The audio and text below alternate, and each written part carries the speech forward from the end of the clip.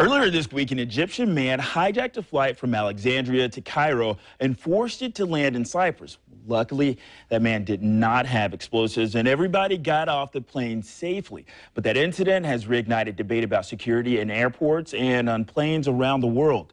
Joining us now to talk about this is our aviation expert. His name is Ed Booth.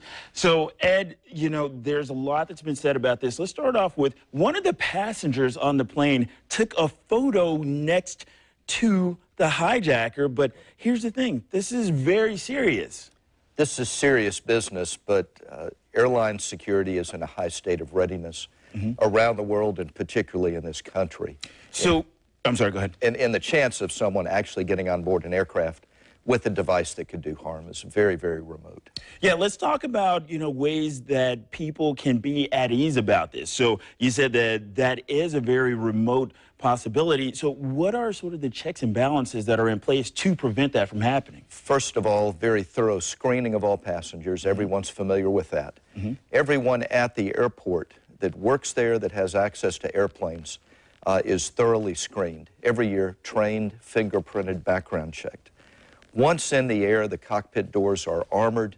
No one can get to the flight crew anymore. This was demonstrated in the Germanwings crash, where the captain was locked out of the cockpit, couldn't get back in.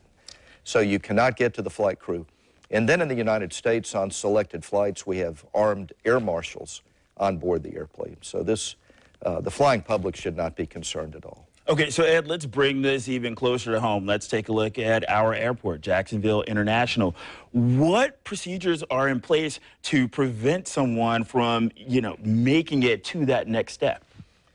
Again, all passengers are given thorough TSA screening. There's a lot going on behind the scenes, video surveillance of all of the areas, people that are working in profiling type of efforts, campaigns such as the current one. If you see something, say something, where the public and everyone that works at the airport is enlisted to look for problem areas.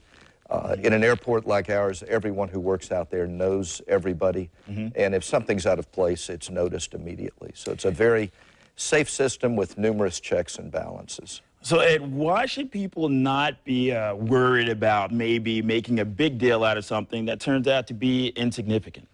If you look at the statistics, the passenger cabin of a commercial airliner is the safest place to be in history. We have not had a major event in the United States involving one of our airlines in nearly 15 years now. No one has been killed in 15 years in a major airline event in the United States, and hundreds of millions of people carried during that time period. So the system works. It's in a constant state of refinement. We learn from every event.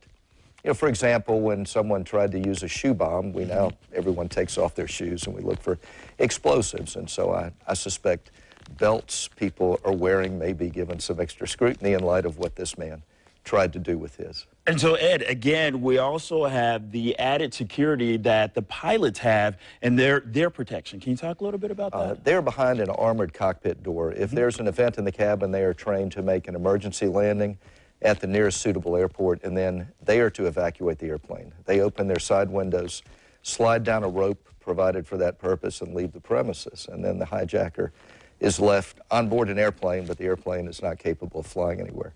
And the overall rule is that once the airplane that is being hijacked is on the ground, it does not get back in the air. And overall safety? Yes, the system is safe. What happened this week proves it. Ed, thank you very much. Thanks for taking time this morning. Good to see you. So, still to come this morning, we will be talking with Ashley. She's going to actually have a story, an update for us about a baby kidnap. That's coming up. Ashley?